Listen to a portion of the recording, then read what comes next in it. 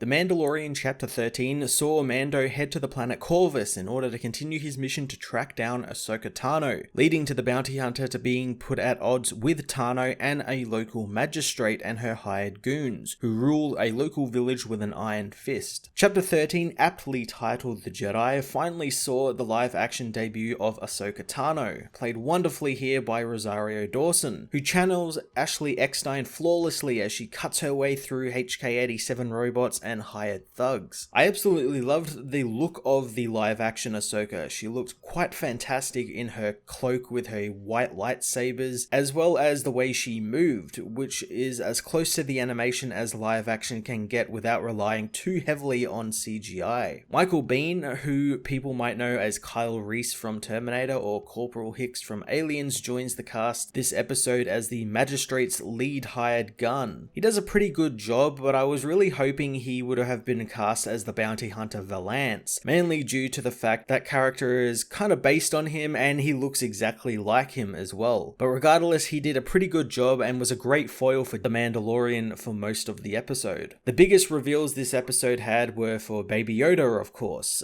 whose origins are partially revealed here, which are that his name is Grogu, and according to Ahsoka, he was a child taken into the Jedi Temple sometime just before the Clone Wars ended, and when Order 66 came down, he was spirited away by some unknown Jedi, and along the line, he disrupted his Force connection to hide, and his memory became shattered somehow. We also learned that Ahsoka cannot train the child thanks to its connection to Din, and echoing what Yoda told Anakin, she reveals he's untrainable thanks to his feelings, and she has seen what having strong emotional feelings and ties to people does to a Jedi. It was a great callback to her history with Anakin through fighting him as Darth Vader as well as Anakin, and what happened to the man she once knew as her master. The episode definitely had a lot to take in, and I'm excited to explore the seeds that Dave Filoni and Jon Favreau planted here. These aren't the only big reveals we got, as we learned that Ahsoka is sort of assaulting this magistrate and her village because she's hot on the trail of Grand Admiral Thrawn, and we learned that the magistrate might actually know where Thrawn is somehow. Obviously, this is set up to maybe a Ahsoka TV show with Rosario Dawson, a live action one, or maybe even an animated Rebels sequel. I can't wait to see more of that get explored in either future episodes of The Mandalorian or something else. The Jedi world of Tython is also name dropped here, and seemingly the next stop for Mando and Grogu, who we learn needs to go to this planet and to an ancient temple there to make a choice on whether he wishes to fix his connection with the Force or sever it fully and stay with the Mandalorian. For his second live action directing gig, Dave Filoni did a fantastic job balancing out cool lightsaber and blaster battles with great and surprising plot progression, as well as having it set on a really cool looking world, invoking a lot of the old samurai movies like Hidden Fortress, Seven Samurai, and Yojimbo. This definitely takes the story in a really interesting direction, and with 3 episodes left, I'm thoroughly excited to see where The Mandalorian and Grogu go from here. I'm going to give The Mandalorian Chapter 13 a 10 out of 10.